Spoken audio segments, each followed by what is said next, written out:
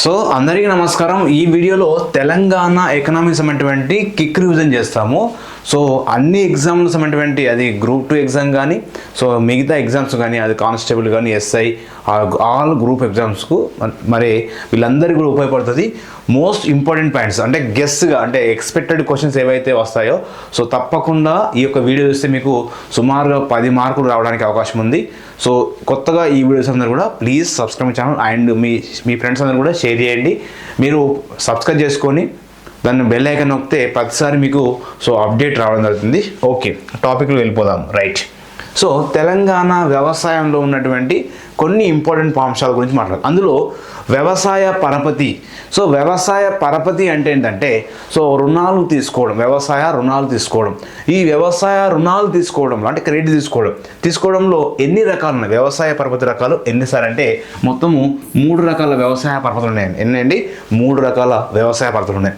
So వీటి మీద question ఎలా అడుగుతారంటే సో ఒకసారి ఇట్లా క్వశ్చన్ అడిగాను ఏంటంటే భూమి శాశ్వత అభివృద్ధి కోసము, భూమి యొక్క శాశ్వత అభివృద్ధి కోసము ఏ రకమైనటువంటి రుణాలు తీసుకుంటారు అంటారు. అంటే సో ఇక్కడ దీర్ఘకాలిక రుణాలు అంటే దీర్ఘకాలిక పరపతి అంటే లేదా దీర్ఘకాలిక రుణాలు అంటాం. అంటే వ్యవసాయ పరపతి 3 రకాలు ఉంటుంది. వీటి గురించి పర్ఫెక్ట్గా నేర్చుకుంటే సో ఇండైరెక్ట్ క్వశ్చన్ అడుగుతాడు, అప్లికేషన్ క్వశ్చన్ అడగడానికి అవకాశం ఉంది. రైట్. సో వ్యవసాయ పరపతి 3 రకాలంటే ఒకటి స్వల్పకాలిక, సో స్వల్పకాలిక వ్యవసాయ పరపతి అంటాం. రెండోది ఏంటంటే మధ్యకాలిక సో పరపతి, మూడవది దీర్ఘకాలిక పరపతి. సో ఒకటి స్వల్పకాలిక, 2 మధ్యకాలిక, 3 సో దీర్ఘకాలిక పరపతి. సో ఇక్కడ దీని యొక్క అంటే స్వల్పకాలిక పరపతి యొక్క కాల పరిమితి అంటే ఎన్ని నెలల వ్యవధితోని ఈ యొక్క రుణాలు ఇస్తారు అంటే 12 నుంచి 15 నెలల యొక్క వ్యవధితోని 12 నుంచి 15 నెలల వ్యవధితోని ఈ స్వల్పకాలిక రుణాలు లేదా స్వల్పకాలిక పరపతి అనేది వ్యవసాయ అవసరాల కోసం, ముఖ్యంగా దేని అవసరాల కోసము, వ్యవసాయ అవసరాల కోసము ఈ రుణాలు అందజేస్తారు. మరి మధ్యకాలిక రుణాలు ఎప్పటి నుంచి ఎప్పుడు అంటే 15 నెలల నుంచి అండి. ఎన్ని నెలల నుంచి అండి? 15 నెలల నుంచి 5 సంవత్సరాల మధ్యకాలానికి రుణాలు ఇస్తే దాన్ని మధ్యకాలిక పరపతి అంటాం. ఏమంటామండి? మధ్యకాలిక పరపతి అంటాం. నెక్స్ట్ దీర్ఘకాలిక పరపతి అంటే 5 సంవత్సరాల నుంచి 20 లేదా 25 సంవత్సరాల యొక్క వ్యవధికి 5 సంవత్సరాల నుంచి 20 లేదా 25 సంవత్సరాల యొక్క కాల పరిమితికి రుణాలు అందజేస్తే దాన్ని దీర్ఘకాల పరపతి అంటాం. మరి ఇక్కడ సో స్వల్పకాల పరపతి అనేది అంటే స్వల్పకాలిక రుణాలు అనేది ఏ అవసరాల కోసం ఇస్తారంటాడు అంటే సో వ్యవసాయదారులకు విత్తనాల కొనుగోలు కోసము, ఎరువుల కొనుగోలు కోసము, నెక్స్ట్ పురుగుల మందుల కొనుగోలు కోసము, కూలీల యొక్క వేతనాల కోసము ఏ యొక్క రుణాలు తీసుకుంటాడంటే స్వల్పకాలిక రుణాలు తీసుకుంటాడు. అంటే విత్తనాల కొనుగోలు, ఎరువుల కొనుగోలు, పురుగుల మందుల కొనుగోలు, కూలీల యొక్క వేతనాల కోసము ఏ రకం చూసుకుంటే స్వల్పకాలిక పరపతి తీసుకుంటాడు. మరి మధ్యకాలిక పరపతి అంటే ఇక్కడ బావుల యొక్క తవ్వకము అంటే ఇక్కడ భూమి యొక్క తాత్కాలిక అభివృద్ధి కోసం ఏ రుణాలు తీసుకుంటాడు అంటే భూమి తాత్కాలిక అభివృద్ధి కోసము మధ్యకాలిక రుణాలు తీసుకుంటారండి. ఏ రుణాలు తీసుకుంటారండి? మధ్యకాలిక రుణాలు తీసుకుంటారు. పశువుల కొనుగోలు కోసం అంటే దేనికోసం అండి? పశువుల కొనుగోలు కోసము ఈ మధ్యకాలిక రుణాలు తీసుకోవడం జరుగుతుంది. నెక్స్ట్ మరి దీర్ఘకాలిక పరపతి అంటాం. సో దీర్ఘకాలిక పరపతిలో ఉన్నటువంటి ప్రధాన అంశం ఏంటి సార్ అంటే సో 5 సంవత్సరాల నుంచి 20 సంవత్సరాల మధ్య కాలం, 20 లేదా 25 సంవత్సరాల వరకు. రైట్. ఇందులో ఈ దీర్ఘకాలిక పరపతి ఏ యొక్క అవసరాల కోసం అంటే ట్రాక్టర్ కొనుగోలు కోసము, మోటార్ ఇంజిన్ అంటే ఇక్కడ హార్వెస్టర్ వరి కోత మిషన్లు కానీ, మిషన్లు కానీ, లేదా భూమి శాస్త్రాభివృద్ధి కోసం అంటే భూమిని సో పర్మనెంట్గా మార్పు చేయడం కోసం, లేదా భూమి కొనుగోలు కోసం తీసుకున్న రుణాలు ఏ రకమైన అంటే దీర్ఘకాలిక పరపతి. సో బావుల తవ్వకం కోసం తీసుకున్న రుణాలు మధ్యకాలిక పరపతి. అట్లా మనకు అలాంటి బిట్ అయ్యే అవకాశం ఉంది కాబట్టి సో ఇది అప్లికేషన్ బిట్ అడుగుతుందంట. రైట్. నెక్స్ట్ తెలంగాణలో ఉన్నటువంటి భూ వినియోగం మీద సో మనకు 2019-20 డాటా ఆధారంగా ఈ యొక్క విషయం చెప్తాను. 2019-20 ఆధారంగా దీని మీద క్వశ్చన్ ఇంతకుముందు ఎగ్జామ్లో 2 మార్కులు అడగడం జరిగింది. ఇదే టాపిక్ మీద అడిగింది. ఏ క్వశ్చన్ అడిగిందంటే సో ఈ క్వశ్చన్ అడిగిందండి బంజరు భూములు నిరుపయోగంగా ఉన్నటువంటి భూముల శాతం అడిగింది. రైట్. బంజరు భూములు నిరుపయోగంగా ఉన్నటువంటి భూముల శాతం అడిగిందండి. భూముల యొక్క శాతం ఎంత అండి? 5.4%. 5.4% ఉంది. సో అది క్వశ్చన్ అడిగింది. సో తెలంగాణలో ఉన్నటువంటి అడవుల శాతం ఎంత? తెలంగాణలో ఉన్నటువంటి 2019-20 ప్రకారము 24.04% అడవుల శాతం ఉందండి. తెలంగాణలోని అడవుల శాతము 24.01%. మరి వ్యవసాయేతర భూమి యొక్క వినియోగం అంటే వ్యవసాయేతర భూ వినియోగం ఎంత ఉందంటే 7.5 ఉందండి, 7.5% ఉంది. నెక్స్ట్ దీర్ఘకాలిక సాగురహిత భూమి అండి. దీర్ఘకాలికంగా సాగురహిత అంటే దీర్ఘకాలంలో సాగు లేనటువంటి భూమి ఎంత ఉందంటే 1.5 ఉంది, 1.5 ఉంది. నెక్స్ట్ శాశ్వత గడ్డి భూములు అంటే గడ్డి భూములు ఉన్నటువంటి ప్రాంతాలు ఎంత ఉంది సార్ అంటే తెలంగాణలో 2.5% అనేది ఈ యొక్క భూమి కలదు. సో మోస్ట్ ఇంపార్టెంట్ అంటే బంజారా భూములు లేదా నిరుపయోగం ఉన్నటువంటి భూముల శాతం ఎంత అంటే 5.4 ఇంపార్టెంట్. లేదా వ్యవసాయేతర భూమి వినియోగం మీద అడిగే అవకాశం ఉంది, దీని మీద అడిగే అవకాశం ఉంది. సో ఎంత సార్ అంటే 7.5. నెక్స్ట్ నికర సాగు రాని పండ్లు మరియు తోటలు ఉన్నటువంటి వనాలండి. అంటే నికర సాగు రాని పండ్లు తోటలు ఉన్నటువంటి వనాల ప్రాంతం ఎంత ఉందంటే 1% ఉందండి. ఎంత ఉందండి? ఇక్కడ 1% ఉంది. ఎంత ఉంది? ఇక్కడ 1% ఉంది. 1% ఉంది అంటే 1% ఉంది, 1% ఉంది. నెక్స్ట్ సాగురహిత భూమి ఎంత ఉంది? తెలంగాణలోని సాగురహిత భూమి ఎంత ఉందంటే సో 4% ఉందండి తెలంగాణలోని సాగురహిత భూమి. నెక్స్ట్ సాగురహిత భూమి కాకుండా అయితే ఎంత ఉందంటే 5% ఉంది, 5% ఉంది. నెక్స్ట్ నికర సాగు భూమి లేదా అంటే నికర సాగు భూమి అనేది ఎక్కువ ఉంటుందండి. సో తెలంగాణలో అత్యధికంగా ఏ భూమి ఎక్కువ ఉందంటే నికర సాగు భూమి. దీంతో కలిపి చెరువులు అంటే చెరువులతో కలిపి ఉన్నటువంటి చెరువులతో కలిపి ఎంత ఉంది సార్ అంటే ఇది 49.1% ఉంది, 49.1% ఉంది. ఏం సార్ అంటే నికర సాగు భూమి చేపల చెరువులతో సహా. ఇది వీటి మీద మనం క్వశ్చన్ అయ్యేటువంటి అవకాశం ఉంది. నెక్స్ట్ మనకు ఉన్నటువంటి మరొక అంశం సార్ అంటే ఇది చాలా ఇంపార్టెంట్, కేజ్ కల్చర్ మీద క్వశ్చన్ అయ్యే అవకాశం ఉంది. రైట్.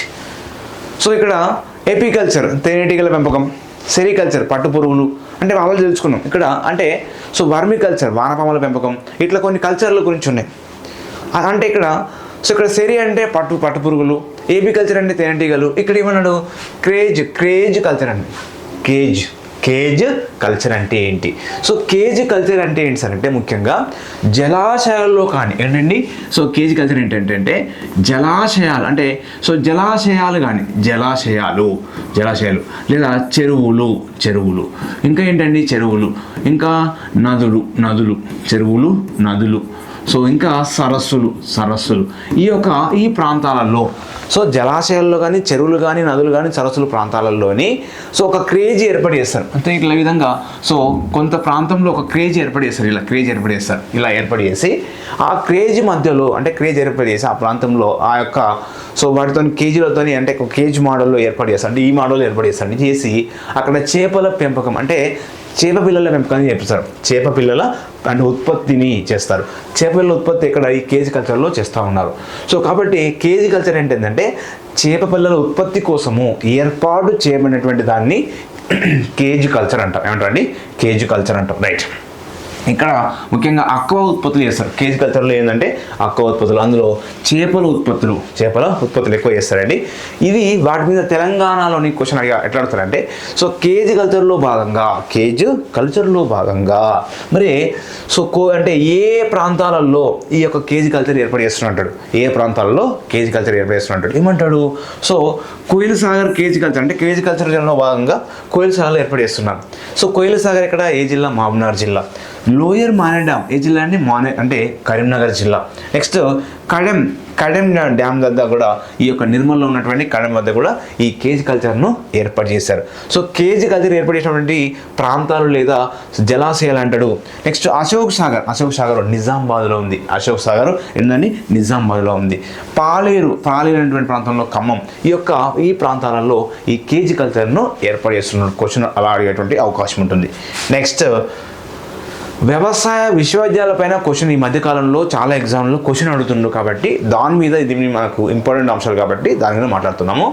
సో ఇక్కడ మరి తెలంగాణలో ఉన్నటువంటి ప్రధాన అప్డేట్ అయిన అంశాల గురించి చూద్దాం. ఒకటి ప్రొఫెసర్ జయశంకర్ తెలంగాణ సో వ్యవసాయ విశ్వవిద్యాలయం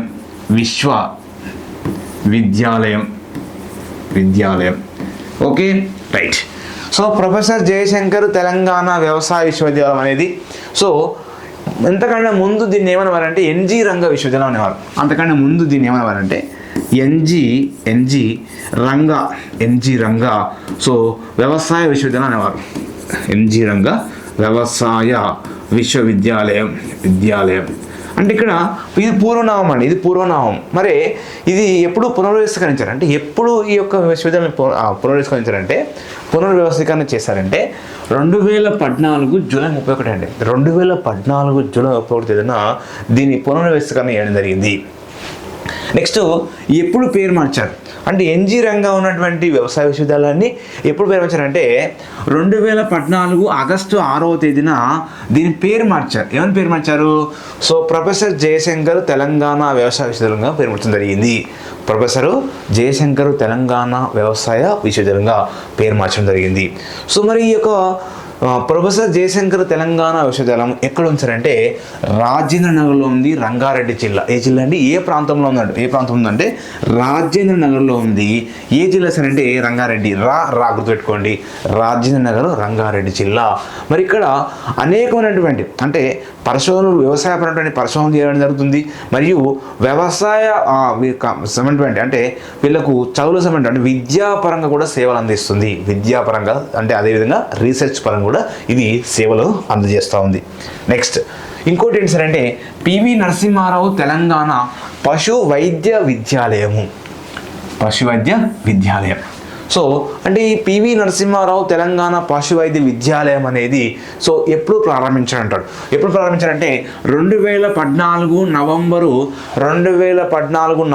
22వ తేదీన సో పివి నరసింహారావు తెలంగాణ పశు వైద్య విద్యాలయాన్ని ఏర్పాటు చేశారు. మరి ఏ ప్రదేశం సార్ అంటే రాజేంద్ర నగర్. ఇంకో గుర్తు రావాలి. ఏం గుర్తు రావాలా? రంగారెడ్డి. ఏ రెడ్డి? రంగారెడ్డి. రైట్, రంగారెడ్డి. మరి మనకు దీనిలో భాగంగా ఏంటి సార్ అంటే వెటర్నరీ సైన్స్ పరంగా వారికి కోర్స్ అందజేస్తుంది. వారికి శిక్షణ ఇవ్వడం జరుగుతుంది. సార్ అంటే ఈ పివి నరసింహారావు తెలంగాణ పశు వైద్య విద్యాలయం. నెక్స్ట్ మనకు ఉన్నటువంటి మరొక అంశం సార్ అంటే కొండా లక్ష్మణ్ తెలంగాణ ఉద్యానవన విశ్వవిద్యాలయం అండి. కొండా లక్ష్మణ్ తెలంగాణ ఉద్యానవన విశ్వవిద్యాలయం. దీని మీద క్వశ్చన్ అడిగేటువంటి అవకాశం ఉంటుంది, మోస్ట్ ఇంపార్టెంట్. సో కొండా లక్ష్మణ్ ఈ యొక్క విశ్వవిద్యాలయం ఎప్పుడు ప్రారంభించారంటే 2014 డిసెంబర్ 23వ తేదీన అండి. 2014 డిసెంబర్ 23వ తేదీన ఎక్కడ ఏర్పాటు చేశారంటే ములుగు జిల్లా. అంటే ఇక్కడ ములుగు జిల్లా కానీ ములుగు ప్రాంతం అండి. ఇక్కడ ములుగు ప్రాంతం. ఇది ములుగు ప్రాంతం ఎక్కడ ఉంది? సో గజ్వేల్ దగ్గరలో ఉంటుంది. గజ్వేల్కి దగ్గరలో ఉంటుంది. ఏ జిల్లా సార్ అంటే సిద్దిపేట జిల్లా. ములుగు ప్రాంతము ఏ జిల్లా సార్ అంటే సిద్దిపేట జిల్లా అంటే ములుగు మండలం, సిద్దిపేట జిల్లాలోని ములుగు మండలంలో ఈ యొక్క కొండా లక్ష్మణ్ తెలంగాణ ఉద్యానవన విశ్వవిద్యాలయం ఉంది. రైట్. నెక్స్ట్ ఇది చాలా ఇంపార్టెంట్. భారతదేశ విత్తన భండాగారము దేని పిలుస్తారు? సో తెలంగాణ రాష్ట్రాన్ని ఏమంటారంటే భారతదేశ విత్తన భండాగారం పిలుస్తారు. మరి తెలంగాణ విత్తన భండాగారం దేని పిలుస్తారు? తెలంగాణ విత్తన భండాగారం అని అంకాపూర్ను పిలుస్తారండి. దీన్ని పిలుస్తారండి అంకాపూర్ను పిలుస్తారు. అంటే నిజామాబాద్ జిల్లాలో ఉన్నటువంటి అంకాపూర్ను సో తెలంగాణ విత్తన భండాగారం అని పిలుస్తారు. మరి ఇక్కడ ముఖ్యంగా ఏ విత్తనాలు ఎక్కువ డెవలప్ చేస్తారంటే ఎర్రజొన్న సజ్జలు ఎక్కువగా మరియు పశుగ్రాసం సంబంధించినటువంటి అంశాల పరంగా వీళ్ళు ఎక్కువగా డెవలప్ చేస్తారు. అంటే ఆ విత్తనాలు ఎక్కువగా రైతులే ముఖ్యంగా ఎవరుసారంటే ఇక్కడ రైతులే ఈ యొక్క విత్తనాలను ఉత్పత్తి చేస్తారు. నెక్స్ట్ సో ఇంకొక క్వశ్చన్ ఇక్కడ ఏంటంటే సో భారతదేశ వాటర్ మ్యాన్ ఆఫ్ ఇండియా ఎవరిని పిలుస్తారు? వాటర్ మ్యాన్ ఆఫ్ ఇండియా అండి. So water man of India. So water man of India అని ఎవరు పిలుస్తారంటే ఇక్కడ రాజేంద్ర సింగ్. ఎవరండి? రాజేంద్ర సింగ్. ఓకేనా? కాబట్టి సో భారతదేశంలో అంటే ఈ వాటర్ షెడ్ డెవలప్మెంట్ కోసము ఎక్కువ కృషి చేసిన వ్యక్తి వస్తారంటే రాజేంద్ర సింగ్ అనేటువంటి వ్యక్తి ఎక్కువ కృషి చేయడం జరిగింది. ఈ రాజేంద్ర సింగ్ తెలంగాణలో ఉన్నటువంటి మిషన్ భరిత విధానాన్ని పరిశీలించాడు. ఇక్కడ ఏం పరిశీలించాడు? మిషన్ భరిత విధానాన్ని పరిశీలించడము జరిగింది. నెక్స్ట్ ఇందులో అంటే వ్యవసాయ రంగంలో ఉన్నటువంటి కొన్ని ఇంపార్టెంట్ పాయింట్స్ వస్తాయి. ఇప్పుడు ఏంటంటే తెలంగాణలో ఉన్నటువంటి పారిశ్రామిక రంగంలో కొన్ని ఇంపార్టెంట్ పాయింట్స్ వస్తాం. సో అందులో అసలు పరిశ్రమలు ఎన్ని రకాలుగా వర్గీస్తారు అంటే పరిశ్రమలను ముడి పదార్థాలు ఆధారంగా దీని ఆధారంగా అండి చాలా చాలా ఇంపార్టెంట్. సో పెట్టుబడి ఆధారంగా 5 రకాలు ఉంటుంది. పెట్టుబడి ఆధారంగా 5 రకాలు ఉంటుంది. సో పరిశ్రమలు అనేది ముడి పదార్థాలు ఆధారంగా ఎన్ని రకాలు సార్ అంటే ఇక్కడ 3 రకాలండి. సో ముడి పదార్థాలు ఆధారంగా 3 రకాలు ఉంటుంది. మరి ఇక్కడ వాటి మీద మనం క్వశ్చన్ అడుగుతాడు. ఎట్లా అడుగుతారు సార్ అంటే సో ఇక్కడ పొగాకు పరిశ్రమ ఏ రకమైన పరిశ్రమ అంటాడు, వ్యవసాయాధార పరిశ్రమ. కాగిత పరిశ్రమ ఏ రకమైన పరిశ్రమ అంటాం, సో అటవీ ఆధార పరిశ్రమ. అట్లా కాబట్టి సో ముడి పదార్థాల ఆధారంగా పరిశ్రమలు 3 రకాలండి. ఎన్ని రకాలండి? 3 రకాలు. వ్యవసాయ ఆధార పరిశ్రమలు, రెండవది అటవీ ఆధార పరిశ్రమలు, మూడవది ఖనిజాధార పరిశ్రమలు. వ్యవసాయ ఆధార పరిశ్రమలు, అటవీ ఆధార పరిశ్రమలు, ఖనిజాధార పరిశ్రమలు. సో వీటి మీద మనం గుర్తుపెట్టుకోవాలి. సో వ్యవసాయ ఆధార పరిశ్రమలో పంచదార పరిశ్రమలు. సో తెలంగాణలో ఉన్నటువంటి నిజాం షుగర్ ఫ్యాక్టరీ అంటే చక్కెర ఫ్యాక్టరీలు అన్నీ కూడా సో వ్యవసాయ ఆధార పరిశ్రమకి వస్తాయి. తర్వాత ఈ వ్యవసాయానికి అనుబంధంగా ఉన్నటువంటి ఇక్కడ పశు పోషణ సంబంధించినటువంటిది అంటే గొర్రెల పెంపకం కానీ చేపల పెంపకం కానీ ఓకేనా, కోళ్ళ ఫార్మ్స్ కానీ సో వ్యవసాయ ఆధార పరిశ్రమ కింద వస్తుంది. నెక్స్ట్ నూలు పరిశ్రమ ఏంటంటే నూలు పరిశ్రమ కూడా దీని కింద వస్తుంది. అంటే నూలు పరిశ్రమ అంటే వస్త్ర పరిశ్రమ కూడా దీని కింద వ్యవసాయ ఆధార పరిశ్రమ కింద వస్తుంది, వస్త్ర పరిశ్రమ. నెక్స్ట్ పొగాకు పరిశ్రమ ఏంటండి, పొగాకు పరిశ్రమ కూడా వ్యవసాయ ఆధార పరిశ్రమ కింద వస్తుంది, పొగాకు పరిశ్రమ. నెక్స్ట్ రైస్ మిల్స్ అండి. రైస్ అంటే ఏంటి, సో ఒక రైస్ మిల్స్ అన్నీ కూడా దీని కింద వస్తారంటే వ్యవసాయ ఆధార పరిశ్రమ కింద వస్తుంది.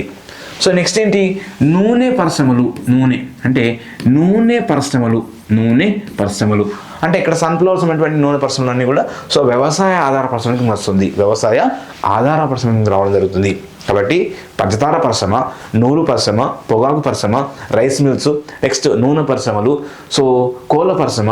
నెక్స్ట్ ఇంకా ఏంటి సార్ అంటే దీనిలో భాగంగా మనకు చేపల పెంపకము, మనకు వచ్చేటువంటి పందుల పెంపకము, ఇవన్నీ కూడా వ్యవసాయ ఆధార పరిశ్రమ కింద వస్తుంది. రైట్. నెక్స్ట్ అటవీ ఆధార పరిశ్రమలు ఏంటి, సో అటవీ ఆధార పరిశ్రమలు ఏంటంటే ముఖ్యంగా అటవీ మీద ఆధారపడ్డటువంటి పరిశ్రమలు అంటారు. అంటే అటవీ మీద ఆధారపడ్డ పరిశ్రమలు ఏంటి, సో పట్టు పరిశ్రమ అనేది అటవీ ఆధార పరిశ్రమ వస్తుంది. సో ప్లైవుడ్ పరిశ్రమ అంటే చెక్కతో తయారైనటువంటి ప్లైవుడ్ పరిశ్రమ. నెక్స్ట్ కాగితం తెలంగాణలోని అతిపెద్ద సో కాగిత పరిశ్రమ ఏంటంటే సిర్పూరు కాగజ పరిశ్రమ అనేది సో తెలంగాణలోని అతిపెద్ద కాగిత పరిశ్రమ. సో 1938లోని సో సిర్పూర్ కాగజ ప్రాంతంలోని సో మీర్ ఉస్మాన్ అలీ ఖాన్ యొక్క కాగిత పరిశ్రమ తెలంగాణ ఉన్నటువంటి మొట్టమొదటి కాగిత పరిశ్రమలో సిర్పూర్ కాగజ్నగర్లో ఏర్పాటు చేయడం జరిగింది. రైట్. నెక్స్ట్ ఖనిజాధార పరిశ్రమలు అంటే ఖనిజాల మీద ఆధారపడే పరిశ్రమలు ఖనిజాధార పరిశ్రమలు అంటారు. ముఖ్యంగా ఇనుము అంటే iron and steel industries. Cement కూడా సో ఖనిజాధార పరిశ్రమ వస్తుంది. సో ఆస్బెస్టాస్ కూడా సో రసాయన పరిశ్రమలన్నీ కూడా దేని కింద వస్తాయి అంటే ఖనిజాధార పరిశ్రమ కిందకి రావడం జరుగుతుంది. నెక్స్ట్ మరి ఇక్కడ ఇందులో ఒక ఇంపార్టెంట్గా ఉన్నటువంటి పరిశ్రమ గురించి మాట్లాడుతున్నాం. ఇది అందులో ఏం సార్ అంటే ఇది చాలా ఇంపార్టెంట్, ఎగ్జామ్లో కంపల్సరీగా 2 మార్కులు లేదా 1 మార్కు గ్యారంటీ వస్తుంది, అది ఏ ఎగ్జామ్ అయినా. SCCL. సో SCL అంటే ఏంటి సార్ అంటే సింగరేణి క్యాలరీస్ కంపెనీ లిమిటెడ్ అండి. Singareni calories company limited. So ఇక్కడ ఈ సింగరేణి క్యాలరీ కంపెనీ మీద సో క్యాలరీస్ కంపెనీ లిమిటెడ్ మీద తప్పకుండా క్వశ్చన్ అడుగుతాడు. రైట్. మరి ఇప్పుడు సో దీని మీద మొదటిసారిగా ఎప్పుడు తవ్వకాలు ఏర్పాటు చేస్తారు, అప్పుడు ఖమ్మం జిల్లాలోని 1871 సంవత్సరంలో ఇల్లందు ప్రాంతం. ఇల్లందు అప్పుడు ఏ జిల్లా, అప్పుడు సో ఖమ్మం జిల్లా. ఇప్పుడే జిల్లా, ఇప్పుడు భద్రాద్రి జిల్లా. సో ఇల్లందు అనేటువంటి ఖమ్మం జిల్లాలోని ఇల్లందు అనే ప్రాంతంలోని డాక్టర్ కింగ్ అంటే so geological survey of India వాళ్ళు అంటే సో GSI అంటే జియోలాజికల్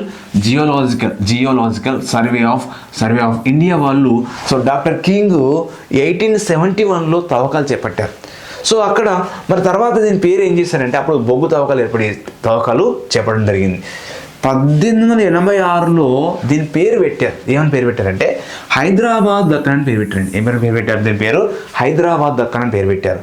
తర్వాత దీన్ని సో పేరు మార్చారండి. ఎప్పుడు పేరు మార్చారంటే 1920 అంటే సుమారుగా 100 సంవత్సరాలు పూర్తయిన తర్వాత. ఎప్పుడంటే సుమారుగా 100 సంవత్సరాలు పూర్తయిన తర్వాత దీని పేరు 1920 డిసెంబర్ 23వ తేదీన 1920 డిసెంబర్ 23వ తేదీన దీన్ని సింగరేణి కాలరీస్ కంపెనీ లిమిటెడ్ అనేటువంటి పేరు సో మార్పడం జరిగింది 1920లో. తర్వాత దీనికి 1956లో ఏంటి సార్ 1956లో దీనికి పబ్లిక్ ఎంటర్ప్రైజెస్ అనేటువంటి పేరు అంటే సో పబ్లిక్ ఎంటర్ప్రైజెస్గా పనిచేసింది. ఎప్పటి నుంచి అంటారు సో SCL అనేది ఎప్పటి నుంచి పబ్లిక్ ఎంటర్ప్రైజ్గా పనిచేసింది అంటే 1956 నుంచి పబ్లిక్ ఎంటర్ప్రైజ్గా పనిచేసింది. నెక్స్ట్ దీనికి ఈ యొక్క సంస్థకు 2006వ సంవత్సరంలో మినరత్న హోదా ఇచ్చారండి. 2006వ సంవత్సరంలో SCLకు ఎప్పుడు మినరత్న హోదా ఇచ్చారు అంటే 2006వ సంవత్సరంలో దీనికి మినరత్న హోదా ఇవ్వడం జరిగింది. ఏ సార్ అంటే Singareni calories company limited calories అండి. నెక్స్ట్ మరి ముఖ్యంగా మరి ఇది ఏజీ అక్కడ అసలు దీని ఆఫీస్ ఎక్కడ ఉంది, దీని యొక్క ఆఫీస్ ఎక్కడ ఉంది చూడండి. సో ఈ యొక్క దీని కార్యాలయం ఎక్కడ వస్తారంటే కొత్తగూడెంలో ఉందండి. ఎక్కడ ఉందండి సో భద్రాద్రి కొత్తగూడెం జిల్లా రైట్. సో దీని కార్యాలయం SCL యొక్క ప్రధాన కార్యాలయం అంటారు SCCL యొక్క ప్రధాన కార్యాలయం ఎక్కడ వస్తారంటే కొత్తగూడెము. ఏ జిల్లా భద్రాద్రి కొత్తగూడెం జిల్లా. ఇక్కడ ఈ పరిశ్రమ అంటే ఈ యొక్క SCL ప్రారంభించిన తర్వాత ఈ SCL యొక్క స్లోగన్ ఏంటంటే దీని నినాదం ఏంటంటే నినాదం ఏంటి సార్ అంటే 1 family 1 vision 1 mission 1 family 1 vision 1 mission అనేటువంటి ఒక నినాదంతో ఈ యొక్క SCL పనిచేస్తుంది. మరి SCL మీద చాలా ఎగ్జామ్లో ఈ క్వశ్చన్ అడిగిండండి. ఏమడిగిండు సో కేంద్రం వాటా ఎంత SCLలోని సో సింగరేణి క్యాలరీస్ కంపెనీ లిమిటెడ్లో కేంద్రం వాటా ఎంత ఉంది సో 49 ఎంత ఉందండి 49% ఉంది. రాష్ట్రం వాటా ఎంత ఉంది 51% ఉంది. 51% గుర్తుపెట్టుకోవాలి. సో 49 సో తెలంగాణ వాటా ఎంత అంటే 51%. సో 50-50 కాకుండా 51% తెలంగాణ. సో అందుకే మిగిలిన తీసేస్తే 49 కేంద్రం వాటా రైట్, అది గుర్తుపెట్టుకోవాలి. నెక్స్ట్ ఏకో సమ్మాన్ అవార్డు ఇస్తుందండి ఇది.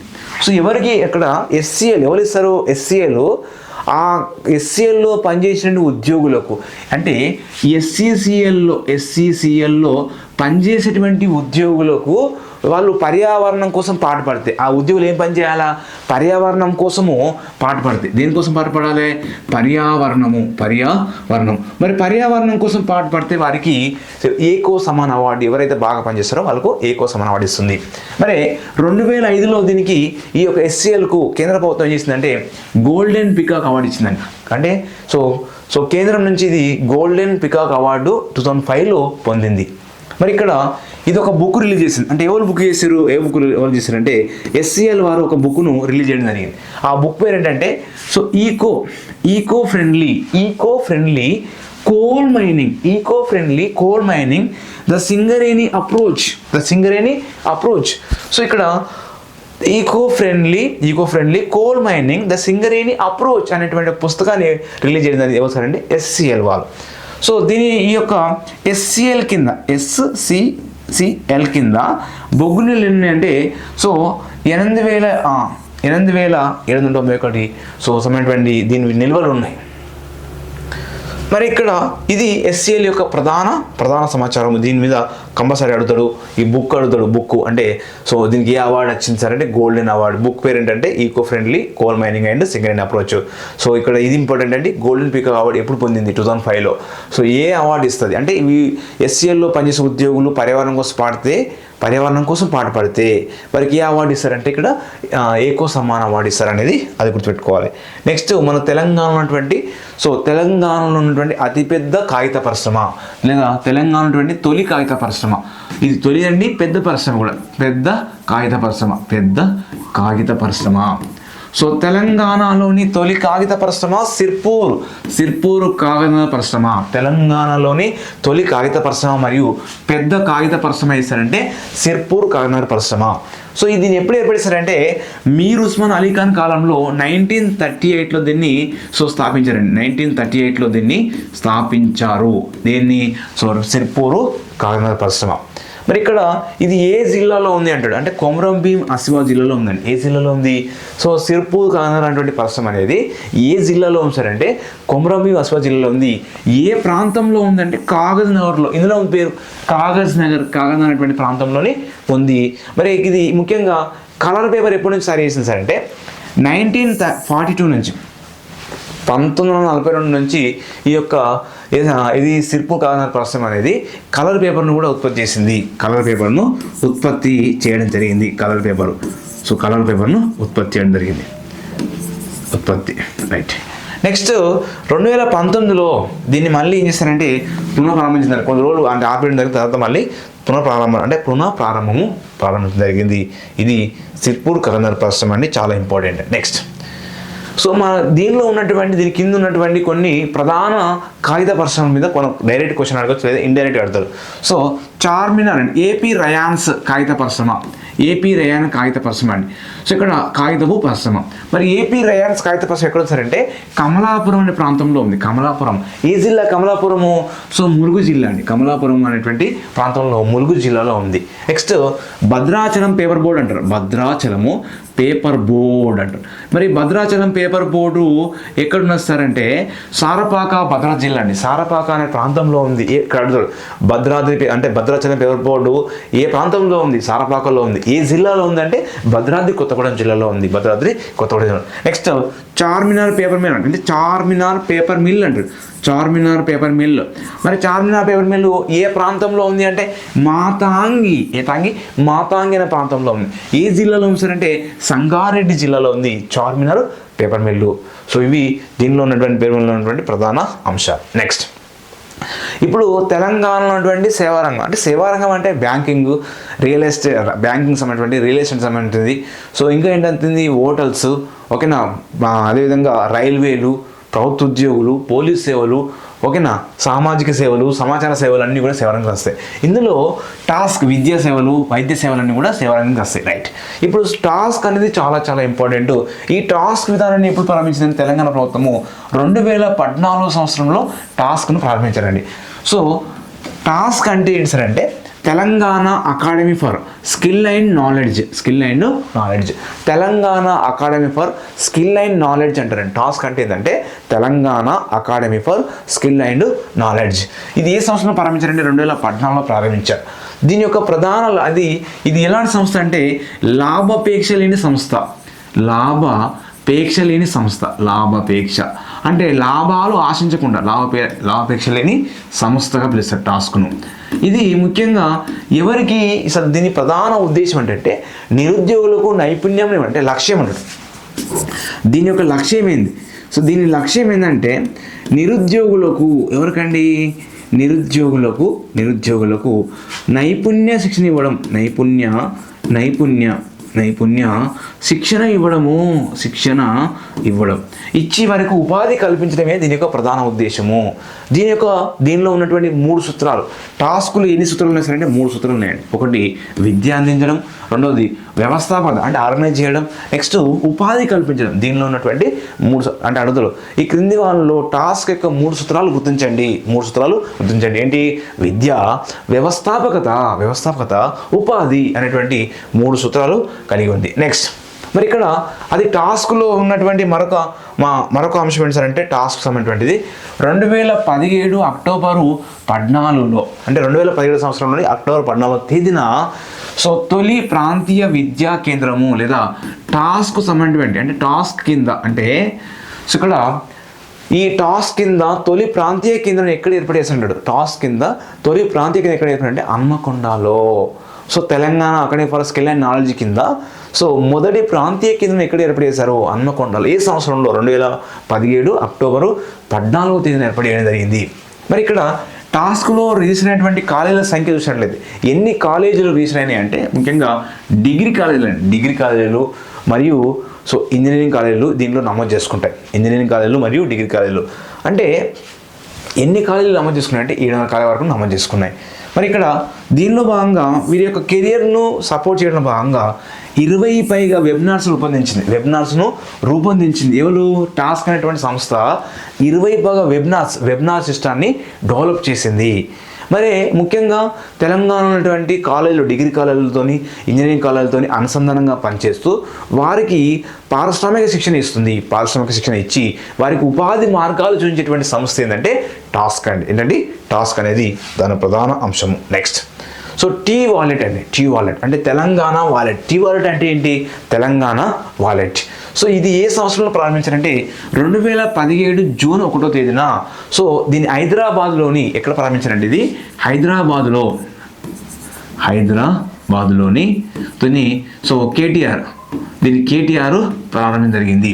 అంటే సో టీ వాలెట్ యొక్క ప్రధాన ఉద్దేశం ఏంటంటే సో ప్రభుత్వ రంగపరంగా కూడా డిజిటల్ లావాదేవీలు అంటే పన్నులు చెల్లించడము, రీఛార్జ్ చేయడము, అన్ని రకాల లావాదేవీలను కూడా ఆన్లైన్లో చేయడం కోసం అని చెప్పేసి టీ వాలెట్ విధానాన్ని ఏర్పాటు చేయడం జరిగింది. ఇందులో 3 భాషల్లో అందజేస్తారు. ఇందులో ముఖ్యంగా 73 శాఖలకు సంబంధించినటువంటి 1032 సేవలు పొందొచ్చండి. ఎన్ని సేవలు పొందొచ్చు? 1032 సేవలు దీని యొక్క టీ వాలెట్ కింద పొందారు. అంటే సో ట్యాక్స్ పేమెంట్ కానీ, తర్వాత పన్నుల చెల్లింపు కానీ, రీఛార్జ్ చేయడం కానీ, తర్వాత ఆన్లైన్ పేమెంట్స్ కానీ, అన్ని రకాలైనటువంటి చెల్లింపులని, లావాదేవీలు అంటే అమౌంట్ పంపించడం కానీ ఇవన్నీ కూడా సో టీ వాలెట్ ద్వారా మన ఫోన్పే, గూగుల్ పే ఎలా పనిచేస్తుందో టీ వాలెట్ కూడా అలానే గవర్నమెంట్ సంబంధించింది అంటే రైట్. Next image towers. ఇది మోస్ట్ ఇంపార్టెంట్ అండి. ఇమేజ్ టవర్స్ అనేది చాలా ఇంపార్టెంట్. ఎగ్జామ్లో అడగడానికి అవకాశం ఉంది. కంపల్సరీగా క్వశ్చన్ అడుగుతూ ఉంటాడు. రైట్. ఏంటి సార్ అంటే ఈ ఇమేజ్ టవర్ని ఎప్పుడు ప్రారంభించారంటే 2017 నవంబర్ 5వ తేదీన ఈ ఇమేజ్ టవర్స్ ప్రారంభించారు. ఎప్పుడు అంటే ప్రారంభించడం జరిగింది. దీని యొక్క అసలు ఎక్కడుంది అంటాడు. ఇమేజ్ టవర్ ఎక్కడ ఉంది సార్ అంటే రాయదుర్గం నాలెడ్జ్ సిటీలో ఉంది. ఏ జిల్లా సార్ అంటే రంగారెడ్డి జిల్లాలో ఉంది. అసలు కొన్నిసార్లు ఎగ్జామ్ ఎట్లా అంటే ఇమేజ్ టవర్స్ అంటే ఏంటి అసలు? ఇమేజ్ టవర్ అసలు ఇమేజ్ అంటే ఏంటంటే ఇమేజ్ అంటే ఐ అంటే ఏంటి సార్ అంటే ఇన్నోవేషన్. సో అంటే ఇమేజ్ అంటే ఇన్నోవేషన్ ఇన్ మల్టీమీడియా. ఎం అంటే మల్టీమీడియా. సో ఏ అంటే ఏంటి సార్ అంటే యానిమేషన్. సో జీ అంటే ఏంటి సార్ అంటే సో గేమింగ్. సో ఈ అంటే ఏంటి సార్ అంటే సో ఎంటర్టైన్మెంట్స్. సో ఈ విధంగా innovation in multimedia, in animations, gaming, entertainment. So దీని యొక్క విధానాన్ని ఏర్పడిందని దాని యొక్క అబ్రివేషన్. సో అసలు ఇక్కడ ఏం తయారవుతాయి, ఏం చేస్తారు సార్ అంటే సో ముఖ్యంగా ఇక్కడ ఏమన్నా ఇన్నోవేషన్ మల్టీమీడియా ఇన్ యానిమేషన్ అన్నాడు. యానిమేషన్ అంటే ఏంటి సార్ అంటే సో గేమింగ్ కానీ, ఆన్లైన్ సంబంధించినటువంటి గేమ్లు కానీ, ఆన్లైన్ సంబంధించినటువంటి వీడియో గేమ్స్ కానీ, యానిమేషన్స్ కానీ, గేమింగ్స్ కానీ, విజువల్ ఎఫెక్ట్ కానీ సో వాటి విధానంలోని దీన్ని రూపొందించడం అనేది జరిగింది అన్నట్టు. అంటే దీని విధానంలో ఈ యొక్క ఇమేజ్ టవర్ కింద ఏం చేసేస్తారంటే సో ప్రపంచవ్యాప్తంగా $42 బిలియన్ వ్యాపారము ఈ యొక్క యానిమేషను, ఇన్నోవేషను, మల్టీమీడియా అనేటువంటి వ్యాపారం జరుగుతుంది. అందులో మన ఇండియా నుంచి ఒక బిలియన్ వ్యాపారం చేయాలనేటువంటి ఉద్దేశంతో దానిలో భాగంగా మన తెలంగాణ ఇమేజ్ని కూడా పెంచడం కోసం హైదరాబాద్ అనే ప్రపంచ స్థాయిలో గుర్తింపు ఉంది కాబట్టి మన హైదరాబాద్ అభివృద్ధి కోసము అని చెప్పేసి ఈ ఇమేజ్ టవర్స్ను ఎక్కడ ఏర్పడేశారంటే రాయదుర్గం నాలెడ్జ్ సిటీలోని రంగారెడ్డిలో ఏర్పడేశారు. ఇక్కడ ఇది టీ ఆకారంలో ఉంటుంది. ఏ ఆకారంలో ఉంటుందండి? సో ఇక్కడ టీ ఆకారంలో ఉంటుంది. సో టీ అంటే ఏంటంటే టీ ఫర్ టెక్నాలజీ. సో ఇంకో టీ అంటే ఏంటంటే తెలంగాణ. టీ టెక్నాలజీ ఏ ఆకారంలో ఉంటుంది? ఇమేజ్ టవర్స్ టీ ఆకారంలో ఉంటుంది. టీ అంటే టెక్నాలజీ, ఇంకో టీ అంటే ఏంటంటే సో తెలంగాణ.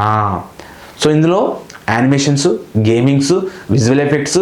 సో ప్రపంచవ్యాప్తంగా, దేశవ్యాప్తంగా అంటే వాళ్ళకు ఒక గేమింగ్ ఏర్పాటు చేయడం, ఆన్లైన్ సంబంధించినటువంటి సేవల కోసం ఆన్లైన్ సంబంధించినటువంటి గేమింగ్స్ కానీ, విజువల్ ఎఫెక్ట్ను కొత్తగా రూపొందించడం, ఆవిష్కరణ చేయడం, కొత్తగా రూపొందించడం, డిజైన్ చేయడం, ఇవన్నీ కూడా ఇమేజ్ టవర్లో చేస్తారు. ఓకేనా? సో కొన్ని ఇంపార్టెంట్గా ఉన్నటువంటి తెలంగాణలో ఉన్నటువంటి వ్యవసాయ రంగంలో కొన్ని ఇంపార్టెంట్ అంశాలు, పరిశ్రమ రంగంలో కొన్ని ఇంపార్టెంట్ అంశాలు, సేవా రంగంలో ఉన్నటువంటి కొన్ని ఇంపార్టెంట్ అంశాలు, ఈ విధంగా కొన్ని ఇంపార్టెంట్ అంశాలు మీకు అందేయడం జరిగింది. సో నెక్స్ట్ వీడియోలో ఈ వీడియోస్ అందరూ కూడా please subscribe channel and share friends, మీ మిత్రులందరూ షేర్ చేయండి. సో మోస్ట్ ఇంపార్టెంట్ పాయింట్స్ మాత్రమే మీకు చెప్తున్నాము. అది అవసరమైంది మాత్రం, ఎందుకంటే చాలా అవసరమైంది.